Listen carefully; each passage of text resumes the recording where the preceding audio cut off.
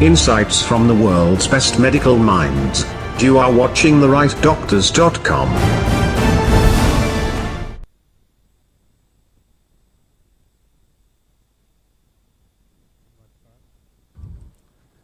नमस्कार। आज हमारे साथ हैं member health NITI Aayog doctor Paul, health secretary, joint secretary ministry of health. मैं रिक्वेस्ट करूंगा हेल्थ सेक्रेटरी साहब से कि वो आज ब्रीफिंग स्टार्ट करें।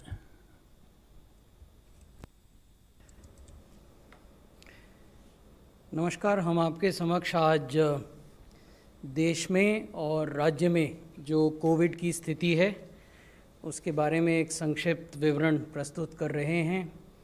महत्वपूर्ण बातें 5 हैं। पहली बात तो ये कि हमने अब तक देश में 5 करोड़ से ज़्यादा टेस्ट किए हैं। विश्व में हमसे ज़्यादा टेस्ट करने वाला केवल अब एक देश है। पिछले एक सप्ताह में अगर आप देखें तो हमने प्रतिदिन औसतन 10 लाख से ज़्यादा टेस्ट किए हैं। रिकवर्ड पेशेंट्स की संख्या देखें, जो लोग ठीक हो गए हैं, वो 33 लाख से ज़्यादा हैं। और पिछले 24 घंटों में हमने देश की highest single day recovery record की है, जिसमें कि 73,642 लोग रिकवर हुए हैं। और जो केस फर्टिलिटी रेट है वो लगातार घट रहा है। आगे इस प्रेजेंटेशन में हम आपको दिखाएंगे कि देश का केस फर्टिलिटी रेट अभी 1.70% है। 1.70% is the case fertility rate compared to the global case fertility rate which is 3.40. हालांकि एब्सोल्यूट नंबर्स में ज़रूर वृद्धि हो रही है, लेकिन यदि आप केस पर मिलियन पॉपुलेशन देखें तो देश में अभी भी 3,102 केस प्रति मिलियन पॉपुलेशन हैं और ये विश्व के सबसे कम प्रति मिलियन पॉपुलेशन केसेस में से एक है। अनेक देश ऐसे हैं जिनसे सामान्यतः हमारे देश की तुलना की जाती है। हालांकि हम इस प्रकार की तुलना में यकीन नहीं रखते, लेकिन अगर उन देशों को देखें जिनसे तुलना की जाती है तो वहाँ 19,000 से ज़्यादा प्रति मिलियन केसेस हैं। अगर टेस्ट पर मिलियन पॉपुलेशन देखें तो इनमें भी एक्सपोनेंशियल वृद्धि हुई है, अप्रत्याशित वृद्धि हुई है। 24 अगस्त को हम लगभग 26,000 टेस्ट प्रति मिलियन करते थे। आज हम 36,000 से अधिक टेस्ट प्रति मिलियन कर रहे हैं। और 21 राज्य और संघ शासित क्षेत्र ऐसे हैं जो कि देश का जो प्रति मिलियन टेस्ट है, जो राष्ट्रीय एवरेज है, उससे भी ज़्यादा टेस्ट कर रहे हैं प्रति मिलियन। अगर आप एवरेज डेली टेस्ट्स देखें तो पिछले सप्ताह में 10,46,000 से ज़्यादा प्रतिदिन टेस्ट हुए और 2 दिन ऐसे थे, 3 सितंबर और 4 सितंबर, जबकि हमने 11 लाख से ज़्यादा टेस्ट किए। एक दिन 11,70,000 टेस्ट और एक दिन 11,69,000 टेस्ट। जहां एक और टेस्ट प्रतिदिन की संख्या बढ़ रही है क्योंकि क्षमताएं बढ़ाई गई हैं, सभी राज्य अब टेस्ट करने की महत्ता को जान गए हैं, वहीं दूसरी ओर जो रिकवर्ड केसेस हैं उनमें भी दिनों दिन वृद्धि हो रही है और 8 सितंबर तक 33 लाख लोग इस बीमारी से रिकवर कर चुके हैं। ये संख्या आप जानते हैं जून के पहले सप्ताह में केवल 1 लाख थी और आज ये 33 लाख है। क्योंकि रिकवरी बढ़ रही है, इसलिए जो एक्टिव केस हैं और जो रिकवर्ड केस हैं उनके बीच का जो दूरी है वो भी बढ़ रही है। आज देश में 8,83,000 एक्टिव केस हैं, जबकि 33,23,000 रिकवर्ड केस हैं।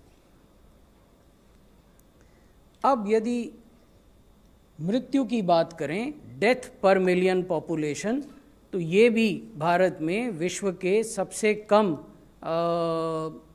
आंकड़ों में से है। भारत में 53 डेथ प्रति मिलियन पॉपुलेशन दर्ज की गई हैं। जिन देशों से सामान्यतः हमारी तुलना की जाती है वहाँ प्रति मिलियन डेथ 500 या लगभग 600 या 600 से ज़्यादा प्रति मिलियन। यहाँ ये भी मैं बताना चाहूँगा कि अनेक देशों में डेथ पर मिलियन भारत के आंकड़े के मुकाबले 11 गुना या 12 गुना ज़्यादा है। क्योंकि डेथ पर मिलियन हमारे यहाँ कम है, इसीलिए आप देखेंगे कि जो केस फर्टिलिटी रेट है उसमें भी लगातार गिरावट आ रही है। अगस्त के पहले सप्ताह में जो केस फर्टिलिटी दर थी वो 2.15% थी, अब ये 1.70% हो गई है। इसके पीछे बहुत बड़ा कंट्रीब्यूशन हमारे डॉक्टर्स का है, पैरामेडिक्स का है, जो अस्पतालों में सपोर्ट स्टाफ हैं उनका है, ट्रीटिंग क्लिनिशियंस का है। उनको मदद देने के लिए भारत सरकार के स्वास्थ्य मंत्रालय ने स्टैंडर्ड ट्रीटमेंट प्रोटोकॉल जारी किए हैं। अधिकांश राज्यों में स्टैंडर्ड ट्रीटमेंट प्रोटोकॉल्स का पालन हो रहा है, और क्योंकि स्टैंडर्डाइज्ड क्वालिटी ऑफ केयर दी जा रही है मरीजों को, इसलिए भी केस फर्टिलिटी रेट दिनों दिन घट रही है। यहाँ मैं आपको ये बताना चाहूँगा कि जो नंबर्स देश में बढ़ रहे हैं, प्रतिदिन आप देखते होंगे कि पॉजिटिव केस इतने हुए, अभी भी 5 राज्य हैं जहाँ 62% एक्टिव केस होते हैं। इसमें महाराष्ट्र में लगभग 27% एक्टिव केसेस का है देश भर के, आंध्र में लगभग 11% देश के एक्टिव केसेस हैं, कर्नाटक में भी लगभग 11% हैं, 10.98%, उत्तर प्रदेश में 7% केस हैं देश के एक्टिव केसेस के, तमिलनाडु में लगभग 6% हैं 5.80, और बाकी जो राज्य और संघ शासित क्षेत्र हैं वहाँ लगभग 38% केस हैं एक्टिव केसेस के। यहाँ मैं आपको ये बताना चाहूँगा, अगर एब्सोल्यूट नंबर्स में देखें, जब हम कहते हैं कि महाराष्ट्र में 26% एक्टिव केस हैं या 27 कहिए 26.85, और तमिलनाडु में 5.80, how do they translate into absolute numbers?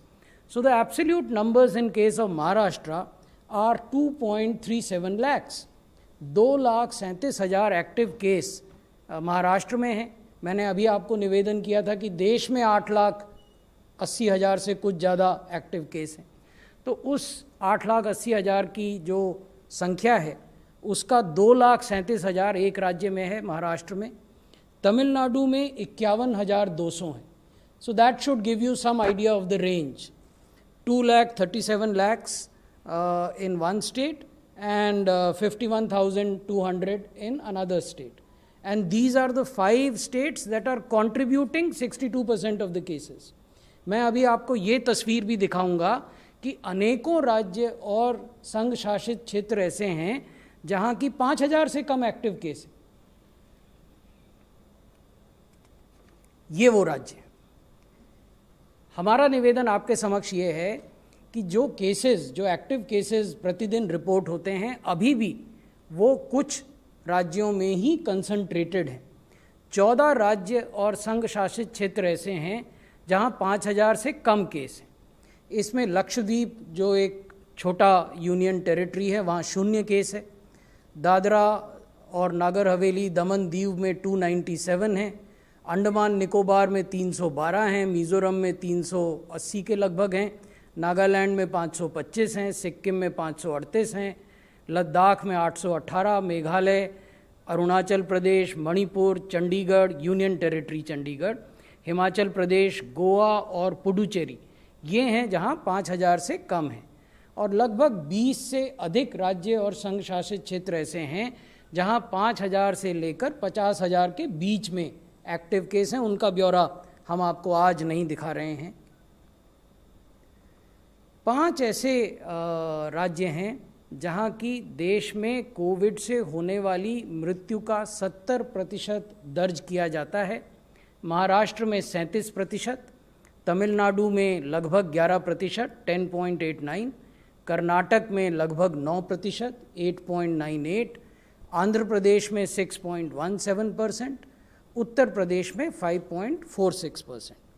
इसको मैं ज़रा और विस्तार से बताने के लिए मैं आपको इस ढंग से समझाता हूँ। अगर आप पिछले 24 घंटे में जो मृत्यु रिपोर्ट हुई कोविड से उनको देखें, देश में पिछले 24 घंटे में कुल 1133 मृत्यु कोविड से रिपोर्ट हुई, 1133।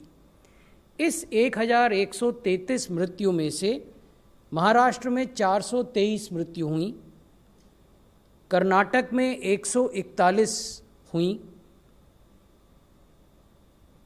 तमिलनाडु में 89, आंध्र प्रदेश में 70 और उत्तर प्रदेश में 56। तो जहां एक्टिव केसेस कुछ राज्यों में ही कंसंट्रेटेड हैं, वहीं मृत्यु भी लगभग उन्हीं राज्यों में कंसंट्रेटेड है। इसलिए ये आवश्यक हो जाता है पब्लिक हेल्थ के पर्सपेक्टिव से कि उन राज्यों में टारगेटेड और एकदम केंद्रित कार्रवाई की जाए राज्य सरकारों द्वारा और भारत सरकार द्वारा।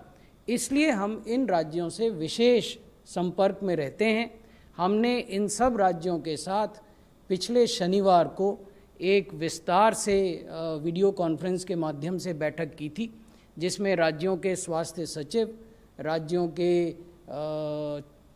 उन जिलों के जहां इस प्रकार की केसेस रिपोर्ट हो रहे हैं और मृत्यु रिपोर्ट हो रहे हैं, उनके चीफ मेडिकल ऑफिसर, वहाँ के मेडिकल कॉलेज अस्पतालों के अधीक्षक, ये सब लोग सम्मिलित थे और हमने उनको बताया कि किस प्रकार की रणनीति का रिजल्ट अन्य राज्यों में प्राप्त हुआ है और उसको इन राज्यों में भी फॉलो किया जा सकता है। ये मेरी अंतिम स्लाइड है। मैं आपको ये दिखा रहा हूँ कि जहाँ एक और कुछ राज्यों में बहुत अधिक मात्रा में पॉजिटिव केसेस आ रहे हैं और बहुत अधिक मात्रा में मृत्यु भी हो रही है, वहीं अनेक राज्य ऐसे हैं जहाँ की स्थिति देश की औसत स्थिति से भी बेहतर है।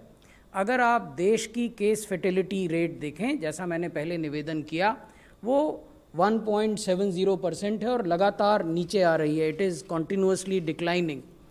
लेकिन अनेक राज्य ऐसे हैं जिनकी केस फर्टिलिटी रेट देश के एवरेज से भी कम है।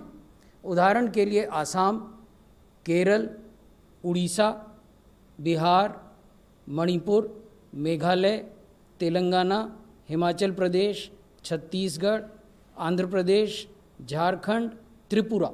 इन राज्यों के नाम मैं विशेष रूप से इसलिए ले रहा हूँ क्योंकि यहाँ 1% से कम केस फर्टिलिटी है, जो कि हमने अपने लिए एक लक्ष्य के रूप में निर्धारित किया है। जब भी हम राज्यों से बात करते हैं तो हम ये कहते हैं कि हमारा उद्देश्य ये होना चाहिए कि केस फर्टिलिटी रेट को घटाकर 1% या उससे नीचे लाया जाए। हम इस ढंग से लोगों का सीमलेस हॉस्पिटलाइजेशन कर सकें, इस ढंग से बेहतर सर्विलेंस कर सकें, इस ढंग से अपनी एम्बुलेंस सर्विसेज को सुधार सकें, ताकि इस सब का कंबाइंड इफेक्ट ये हो कि मृत्यु दर 1% से नीचे चली जाए। तो आज भी अनेक राज्य ऐसे हैं जहां मृत्यु दर 1% से नीचे है। तो इस बात को भी स्वीकार किया जाना चाहिए और इन राज्यों के प्रयासों की प्रशंसा की जानी चाहिए। धन्यवाद। धन्यवाद सर। मैं इनवाइट करता हूँ member health NITI Aayog sir, आप ब्रीफ करें। धन्यवाद राजेश भूषण जी। सेक्रेटरी साहब ने जो डेटा दिखाया, उनको एक्सप्लेन करा, उसी को आगे बढ़ाते हुए I like to make 4 points. सबसे पहले है कि हमारे नंबर्स बड़े दिख रहे हैं और अभी भी स्टेबलाइज नहीं हुए हैं।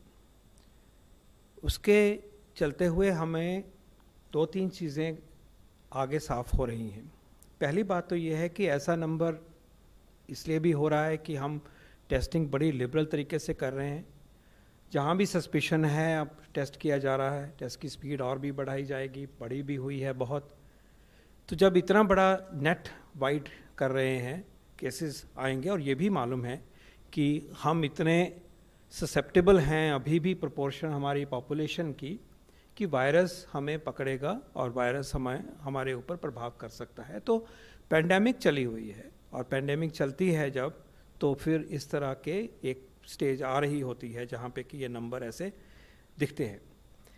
लेकिन जैसे मैंने कहा, एक उसका वजह ये भी है कि बहुत अच्छी तरह से एक नियर ऑप्टिमम हम टेस्टिंग के रेट पे पहुंचे हैं, और इसमें इसके आने से जो हमें बाकी फ़ायदे हुए हैं, मोर्टेलिटी रेट कम हुई है इन पर्टिकुलर, वो हमें एक रीअश्योर करता है। तो ये भी नहीं भूलना चाहिए कि हमारा रिकवरी रेट अच्छा है, हमारा फेटेलिटी रेट दुनिया में सबसे अच्छे लोएस्ट की रेंज में आता है, तो ये तसल्ली की भी बात है। लेकिन यस, नंबर बढ़ रहा है और उसको हमें अपने आप को बचाने के लिए जो करना चाहिए उसके ऊपर मैं अभी वापस आता हूँ। लेकिन मैं ये कहना चाहूँगा उससे पहले कि हमें एक ऐसे व्यवस्था बनानी चाहिए, ऐसा माहौल बनाना चाहिए कि टेस्टिंग से डरना नहीं है। हमें ये भी खबर आती है, पता चलता है कि अगर आपको सिम्टम हैं, खांसी है, बुखार है, तो अवॉइड भी किया जा रहा है। अब तो इतनी टेस्टिंग है कि टेस्टिंग सरकारी सिस्टम में और प्राइवेट में भी किसी हद तक रेडीली अवेलेबल है। लेकिन कहीं कहीं जब ये सुनने में आता है कि तकलीफ़ है लेकिन मैं टेस्ट नहीं कराऊंगा, ये अच्छी चीज़ नहीं है, क्योंकि टेस्टिंग को अपने सिम्टम होने के बावजूद हम अगर नहीं कराएंगे, ये आपके लिए डेंजरस है और सिस्टम के लिए भी डेंजरस है। क्योंकि अगर आपको पता ही नहीं कि आप पॉजिटिव हो और पॉजिटिव हैं आप, तो आप अपने परिवार के लिए भी मुश्किलात कर सकते हो, समाज के लिए भी कर सकते हो जिनको मिल रहे हो। तो हमारे दोनों तरफ से हमें बहुत नुकसान होता है। ये नुकसान होता है कि अपने को रिस्क पे डाल रहे हैं, फिर सीवियर प्रॉब्लम होगी तब हम भागेंगे, तो एक तो वो मौका हम खो रहे हैं, और दूसरा ये है कि हमारी वजह से परिवार को, आसपास वाले को, क्योंकि वायरस तो फिजिकली एक से दूसरे को मूव करता है, जिनको हम और आप मिलते हैं वो अपने ही हैं, अपने ही दायरे के हैं, और तो उनको नुकसान होना, समाज को नुकसान होना, ये गलत है। तो एक भावना ये होनी चाहिए कि अगर सिम्टम है टेस्ट कराइए, और टेस्ट होगा उसके बाद में जैसा भी नतीजा आएगा उसको फेस करेंगे। और जो केस फेटेलिटी रेट हमें दिखाई देता है, अच्छी व्यवस्थाएं धीरे धीरे बन गई हैं अब, तो उससे हमें डरना नहीं चाहिए। वायरस से डरना चाहिए लेकिन टेस्टिंग से डरना नहीं चाहिए। ये एक इम्पॉर्टेंट बात है, क्योंकि अगली लड़ाई में हमें इसको और भी हम इंटेंसिफाई कर सकते हैं। जब कम टेस्टिंग की व्यवस्था थी, हमारे रिसोर्सेज नहीं थे, हम इंपोर्ट कर रहे थे, तब एक और बात थी। लेकिन अब हमें इस तरह से नहीं करना चाहिए, टेस्टिंग को प्रोग्रेसिवली ओन करना चाहिए। जब ज़रूरत है मदद मांगिए और टेस्ट होगा। ये अब तो ऑन डिमांड टेस्ट हो रहा है, आपको अब डॉक्टर की प्रिस्क्रिप्शन की भी ज़रूरत नहीं है। जब हम उस माहौल में पहुँचे हैं तो हम सबको इस बात के लिए, पूरे समाज को हमें जुड़ना चाहिए। अब अगर ये नंबर बढ़ रहा है, और दूसरे पॉइंट पे आ रहा हूँ, अब ये नंबर बढ़ रहा है, शायद स्टेबलाइज होना शुरू होगा। अगर क्लोजली देखें तो साइन मिलते हैं कि शायद स्टेबलाइजेशन की तरफ हम बढ़ सकते हैं अब। लेकिन उसकी जड़ जो है वो वायरस मेरे से दूसरे को जा रहा है। तो अब जैसे जैसे व्यवस्था खुली है, इकोनॉमिक एक्टिविटी हुई है, आवाजाही बढ़ी है, उसके साथ में वायरस को एक से दूसरे के पास जाने के लिए सहूलियत हुई है। और उस सहूलियत में हमारी जो लापरवाही हो सकती है वो उसमें वायरस का साथ देती है, हमारा अपना साथ नहीं देती।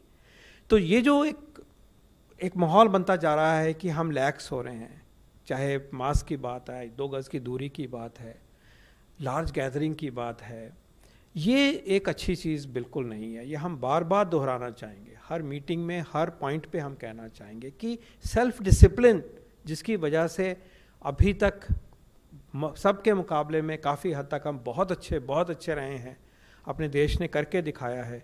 लेकिन जब ये रिलैक्सेशंस हो रही हैं, एक्टिविटीज़ हो रही हैं, हम अपना डिसिप्लिन तोड़ते हैं, तो वो अपने लिए भी ख़राब है, समाज के लिए भी ख़राब है, देश के लिए भी ख़राब है।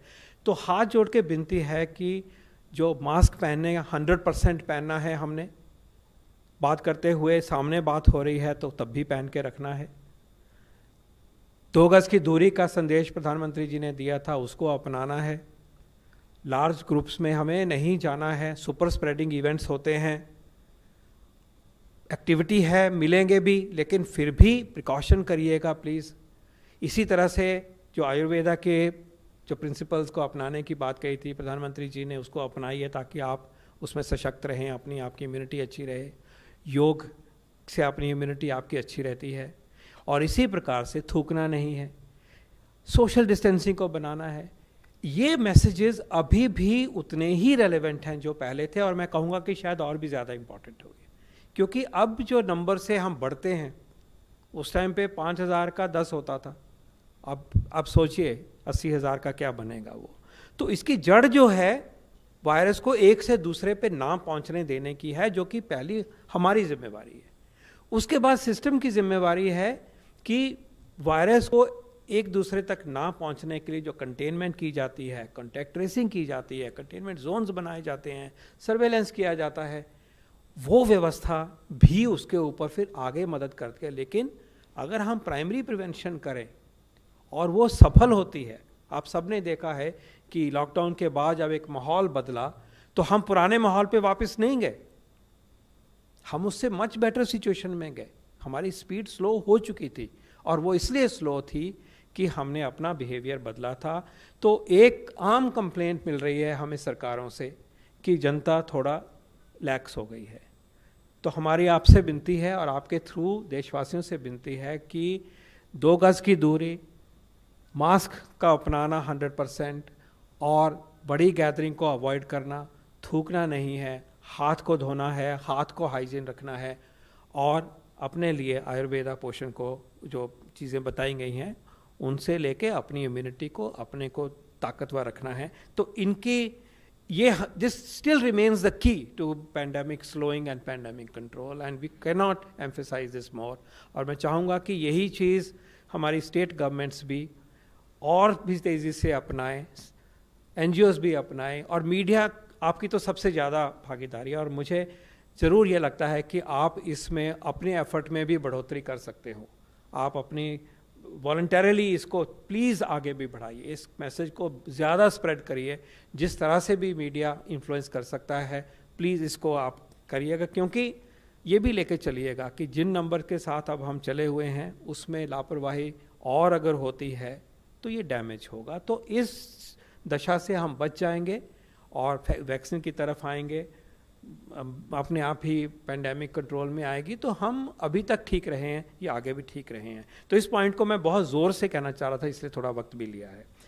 चौथा पॉइंट ये है कि जो सेक्रेटरी सर ने बड़े तरीके से समझाया कि हमारी जो केस फर्टेलिटी रेट नीचे आई और ऐसी स्टेट्स हैं जो एवरेज से भी बेटर कर रही हैं, तो एक तरह से हम उस तरफ अग्रसर हो रहे हैं कि केस फर्टेलिटी रेट को 1% से नीचे लाना हमें दिखाई दे रहा है कि संभव है, और शायद उससे भी अच्छा करेंगे, 0.5 भी हो सकती है। इसी तरह से लगे रहें।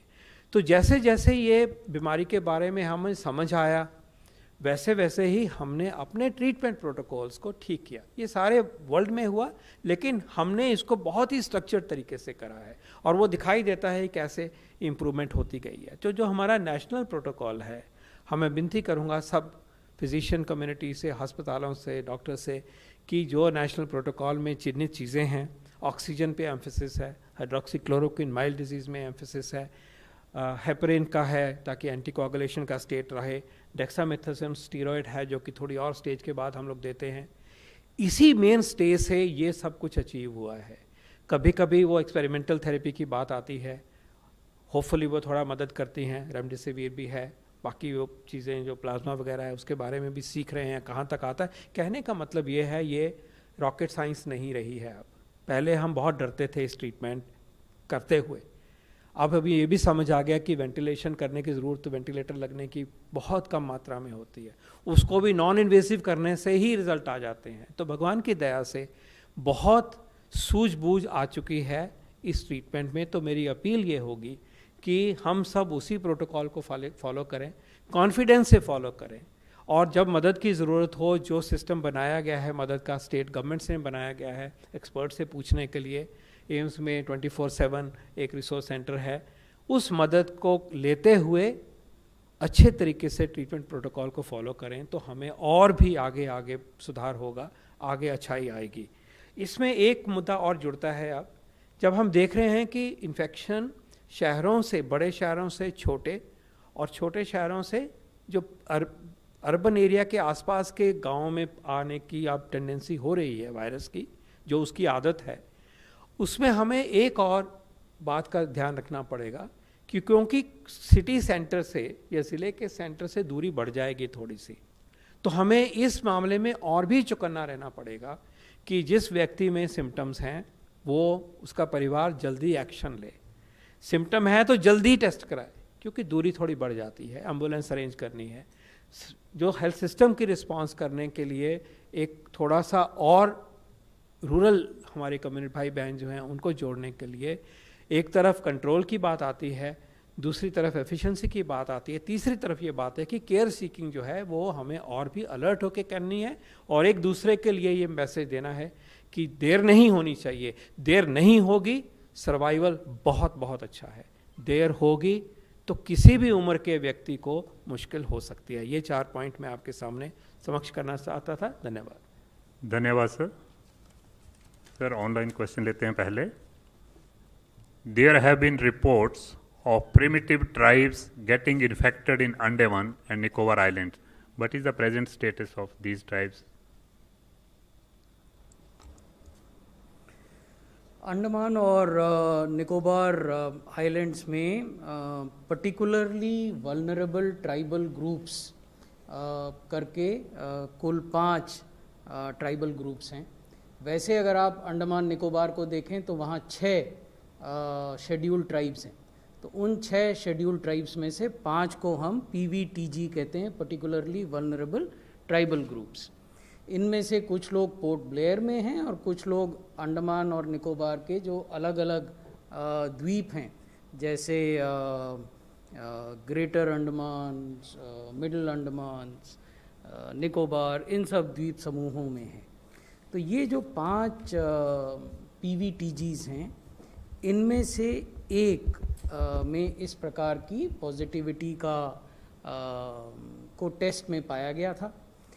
अच्छी बात यह है कि 6 लोग पॉजिटिव थे, वो सबके सब अब ठीक हो गए। लेकिन मैं आपको बड़ी तस्वीर पहले बता देता हूँ। तो जो 6 वहाँ शेड्यूल्ड ट्राइब्स हैं उसमें एक निकोबारीज़ हैं। तो निकोबारीज़ PVTG से बाहर हैं। तो निकोबारीज़ में 15 एक्टिव केस अभी हैं। और उसके बाद अगर आप ग्रेट अंडमानीज़, ये PVTG ट्राइब है, उनको देखें, ये स्ट्रेट आइलैंड में रहते हैं। इनमें से कुछ के रिश्तेदार सरकारी नौकरी में थे पोर्ट ब्लेयर में, तो वो 6 लोग पॉजिटिव पाए गए थे। उनको पोर्ट ब्लेयर में जो सरकार का अस्पताल है GB पंत हॉस्पिटल, उसमें भर्ती किया गया। वो 6 के 6 अब रिकवर हो गए हैं, स्वस्थ हो गए हैं और वापस स्ट्रेट आइलैंड में चले गए हैं। उसके अलावा जरावाज हैं, ये साउथ, मिडिल और नॉर्थ अंडमान में रहते हैं। इनकी भी संख्या बहुत कम है, 200 से कम है जरावाज। इनको टेस्ट किया था वहाँ के UT एडमिनिस्ट्रेशन ने, इसमें कोई भी पॉजिटिव केस नहीं है। इसके अलावा ओंजीज़ हैं, ये भी PVTG हैं। ओंजीज़ की संख्या 100 से भी कम है। इनका भी, ये लिटिल अंडमान में रहते हैं, इनको भी टेस्ट किया गया था और ये भी सभी नेगेटिव पाए गए। इसके अलावा सेंटिनलीज़ हैं और शॉम्पेन हैं, जिनका मेन लैंड से संपर्क नहीं रहता है। अतः उनकी जो परंपरागत आइडेंटिटी है उसको भी बरकरार रखना है, उसकी रक्षा करनी है। उसके लिए बहुत ज़्यादा आपस में संबंधों का आदान प्रदान वहाँ नहीं होता है। तो इसलिए वो in any case they are cut off from the mainland, they are confined to their island and there have been no reports of either deaths or of people showing visible symptoms. आज की तारीख में जैसा मैंने आपको दिखाया था एक स्लाइड में कि 14 राज्य और UTs ऐसे हैं जहाँ की 5000 से भी कम एक्टिव केस हैं। वैसे ही अंडमान निकोबार है जिसमें कि केवल 312 केसेस आज की तारीख में हैं और ये सब के सब मेडिकल केयर में हैं and they are all recovering. Number 6।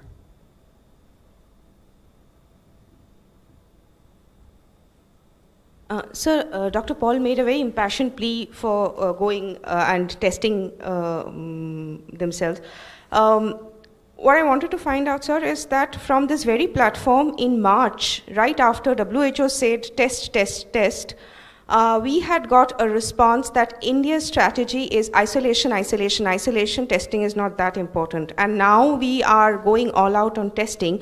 So my question, sir, is that are the initial restrictions on testing the reason why we are the number 2 country in the world in cases right now? Remember, this is a new virus, new disease, new pandemic. And when you go back to a situation like March or February, everybody was learning. Everybody was learning. We were also learning. We were in a way somewhat late into the pandemic. And at that point in time, you may all remember that every diagnostic kit was being imported. There were hardly any labs, as you know. We started with one lab, and today we have close to 1,600 odd laboratories. So we had to be strategic, and also remember at that time it was largely travel related, relatively small size of outbreak that we were dealing with. So our testing strategy has been based on the science, based on evidence, and based on experience. And it has been building, responding to the changing situation in regard to the pandemic. I would say that the approach that we took in the beginning with a smaller number of potential cases was under those circumstances valid. And now that we are looking at a size of pandemic of a different size, we are responding it pretty much very well. Thank you. 21. Sir, there are talks, in fact, Russian officials said in their press conference that Indian companies are going to manufacture the Russian COVID vaccine. So are we going to conduct a phase 3 trial of the vaccine? If yes, what is going to be the scale and when? Sir, just a second question. You, as my Please, colleague... I think we have पहले जवाब दे only one question we have permitted you. So this is about the vaccine developed by Russia. Gamaleya is the name, which is a platform, adenovirus platform. There are other similar vaccines, similar kind of a platform. This vaccine has been under consideration of the country. The government of Russia approached the government of India through appropriate channels and sought help on 2 counts. One, to consider its manufacturing through our network of companies that are well known for vaccine manufacturing of high quality and of a size and volume and capacity which is perhaps the very best in the world. So the intent was that can this vaccine be manufactured by Indian companies when the scale-up would take place. So that's one part of the request for partnership. The second one is, yes, they have done phase 1, phase 2, and that has been published recently in the Lancet last week, and whether, if need be, phase 3 studies or any bridging studies be conducted in India, which means regulatory processes and also finding suitable partners for conducting the trial. So these are the twin requests from their side. The Government of India attaches great importance to this offer of partnership from a friend who's a very special friend to this nation. And on both the tracks, there has been significant movement. The outreach has been extended to several companies in India, and a few of them, 2 or 3 or 4 of them, have already come forward. Others are in discussions with the Russian counterparts, and the government is facilitating that process of how that connect can be made. And there may be specific outcomes very soon in that regard. So we are helping, but this is a win-win situation for India and the world indeed, because India can manufacture that vaccine in such large and significant quantities, which is good for Russia, good for India, and also excess capacities and specific part of that capacity can be offered to the rest of the world. And on the regulatory front, the Indian scientists have looked at the data. In any case, now it is in the public domain.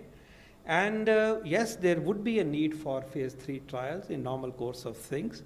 And if that is required, we are paving way that such a phase 3 trial or bridging studies as required, as per science and as per the requirements of regulatory system of India, would be facilitated by the Government of India. So we are working in partnership with this vaccine candidate for manufacture as well as for trial and as well as for regulatory facilitation in the spirit of partnership and in the spirit of science for humanity.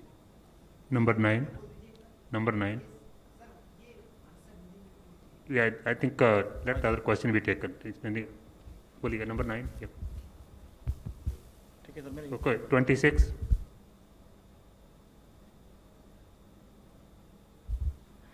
Sir, at the central level, you do encourage testing, but at the state level, there is definitely a fear in the people because of demonizing of private labs. And people are fearing testing. My mom got symptoms today and she refused to get tested, and I'm trying to convince her. But that said apart, I just want to understand why we are not sharing breakups of RT-PCR and antigen tests in public domain. We know that ICMR has an app on which all the labs are updating their data and the breakups. State bulletins are giving breakups, some of them, but center is not transparent with this data. Then how can we say that the positivity rate is low if you are not transparent with the data? Okay, I'll answer that. First, whether private labs are being demonized, the answer is no, a very emphatic no.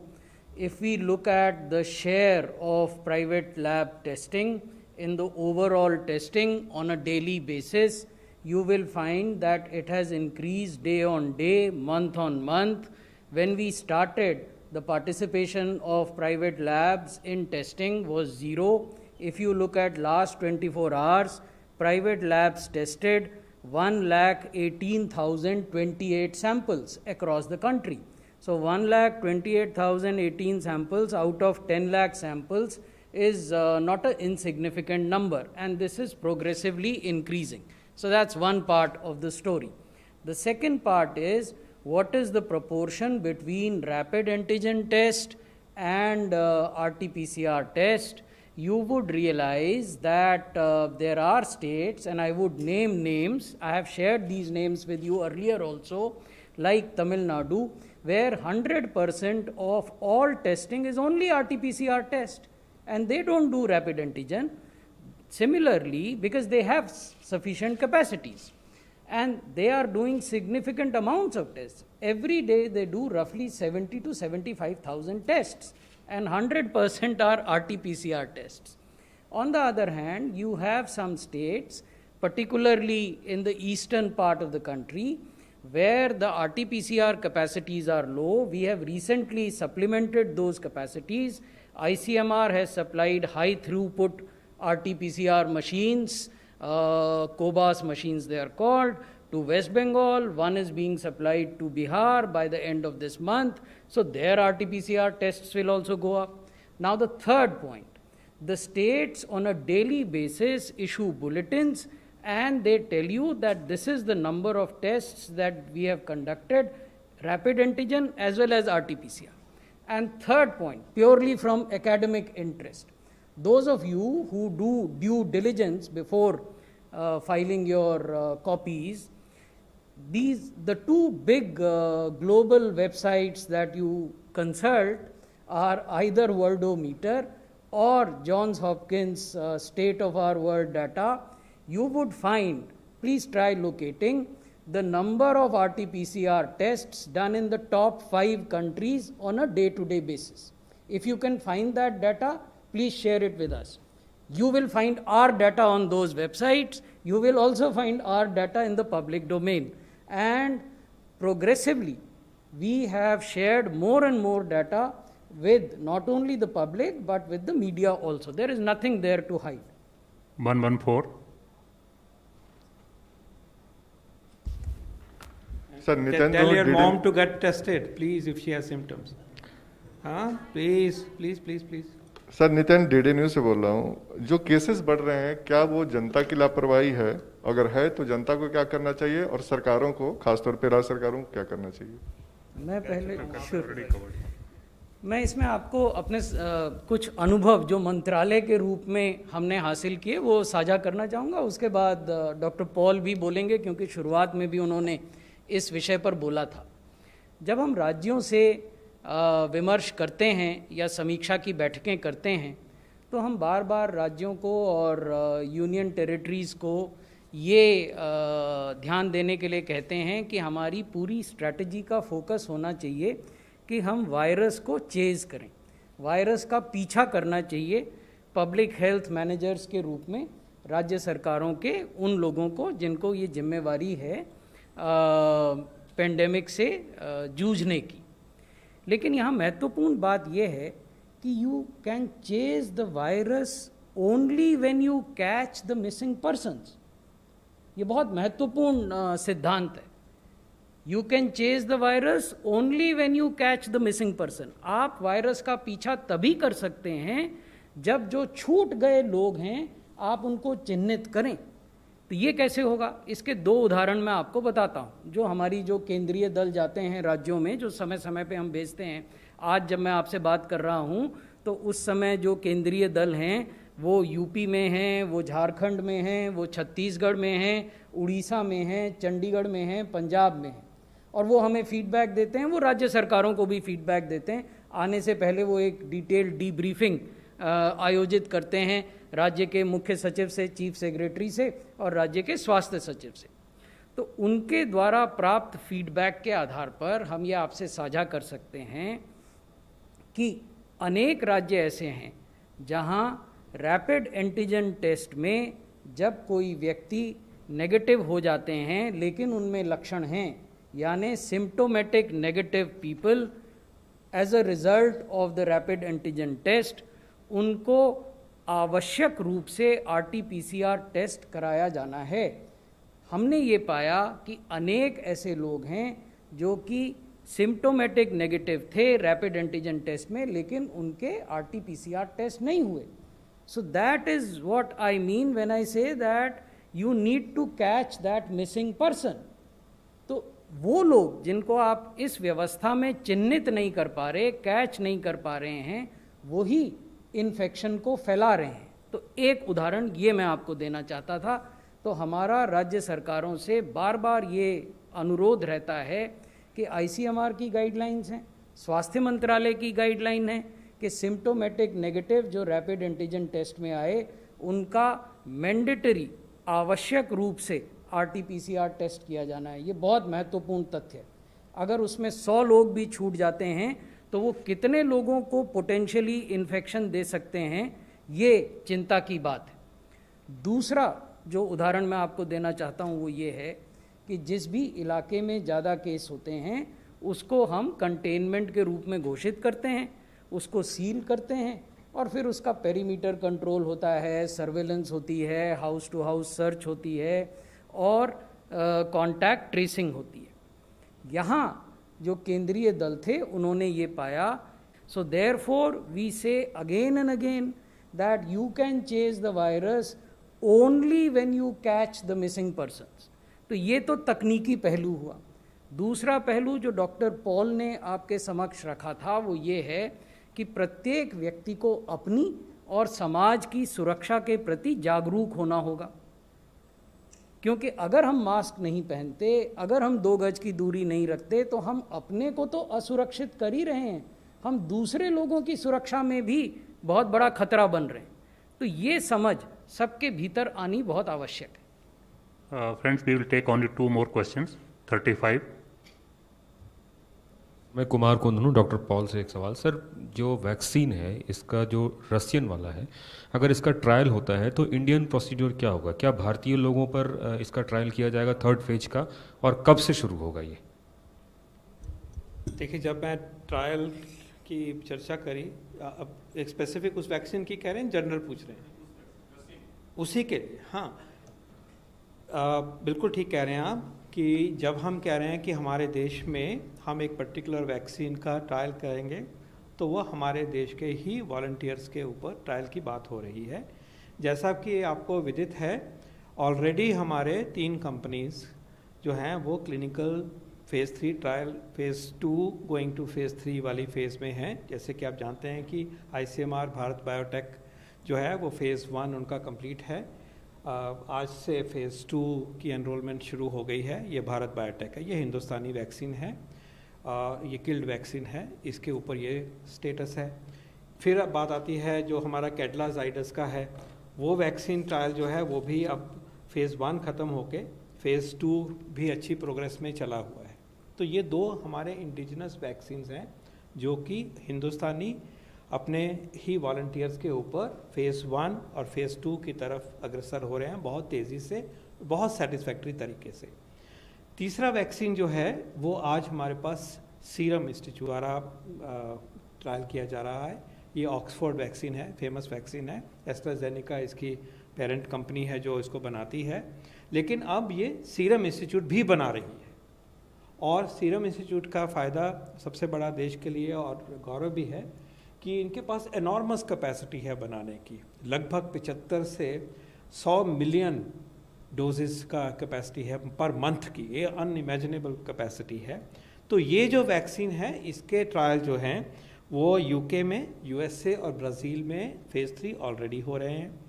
Hindustan में ये trial शुरू होने वाला है लगभग अगले हफ्ते, और इसमें 17 साइट्स हैं, और ये 17 साइट्स फैमिलियर हैं। पुणे होगा, दिल्ली होगा, चेन्नई होगा, इस तरह से सारे ही जोन्स में इनका प्लान है कि फ़ेज़ 3 ट्रायल होगा। वो इंडियन वॉलंटियर्स होंगे, तो भारतीयों के ऊपर ही ये ट्रायल होगा। और ये एक तरह से 1600 लगभग कैंडिडेट्स होंगे जिनके ऊपर कि भारत में होगा। बाकी बाहर के देशों में 3 देश जो मैंने गिनाए वहाँ पे ये नंबर काफ़ी ज़्यादा है, जैसे कि यूएसए में 30,000 है, ब्राज़ील में 5,000 है। अगर रशियन वैक्सीन हमारे रेगुलेटरी सिस्टम में, जैसे ये ऑक्सफोर्ड वैक्सीन है, अमेरिकन कंपनी का है, यह आया रेगुलेटर के पास आया, इंडियन कंपनी ने बनाया, उसको हम ट्रायल कर रहे हैं। इसी तरह पे रशियन वैक्सीन जो है वो कंपनी इन्वॉल्व होगी, रेगुलेटर हमारा सिस्टम जो है वो पूरा इन्वॉल्व होगा। उसी सिस्टम के द्वारा उसी पद्धति को फॉलो करते हुए, स्टैंडर्ड्स को, नॉर्म्स को फॉलो करते हुए ये ट्रायल भी इंडिया में अगर होने तक आता है तो फिर भारतीय जो वॉलंटियर्स होंगे उनके ऊपर होगा।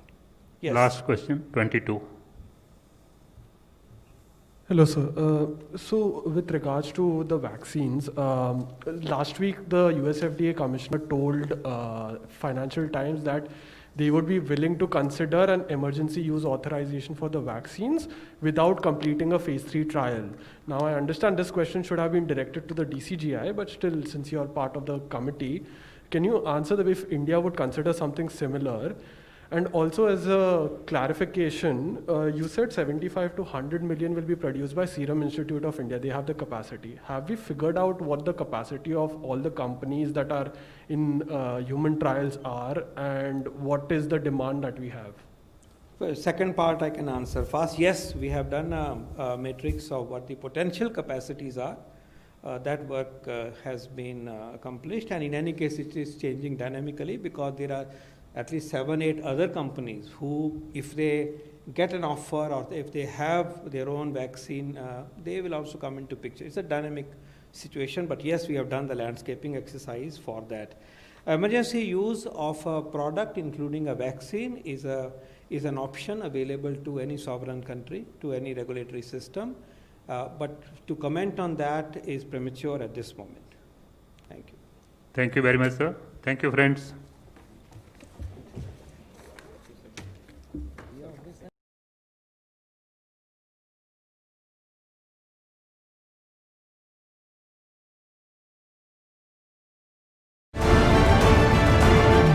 Insights from the world's best medical minds. You are watching therightdoctors.com.